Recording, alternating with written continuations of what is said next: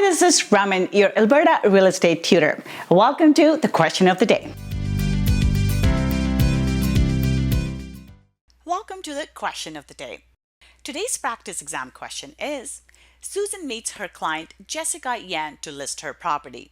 The property is an irregularly shaped two-story residence.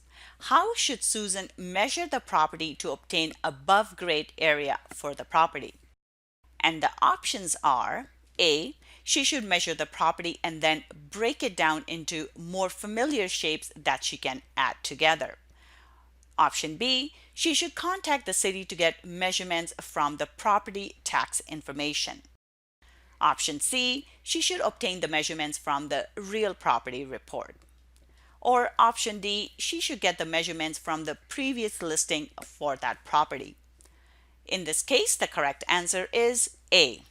She should measure the property and then break it down into more familiar shapes that she can add together.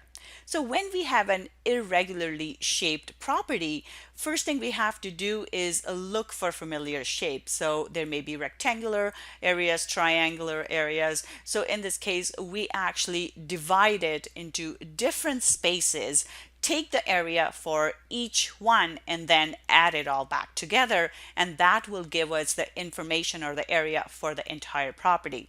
Now, some of the things that we cannot do are things like looking at the previous property listing.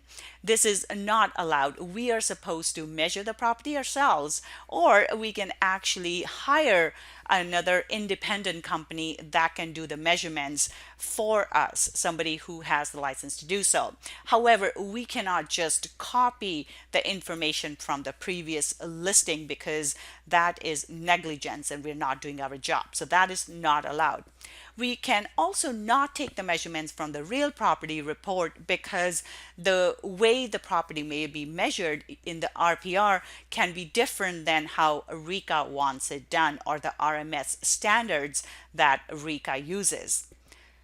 Another thing we are not allowed to do is go to the property tax information. Again, for the same reason, the standards they use for measuring the properties may be different than the RMS standards that we follow when working with properties and listing the properties.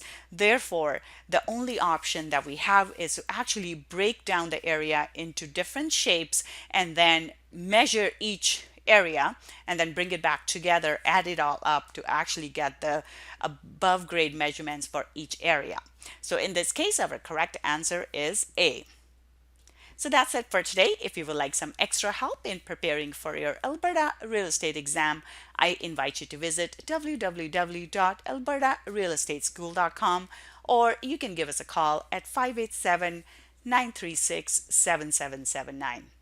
Good luck with the exam, and I'll see you next time.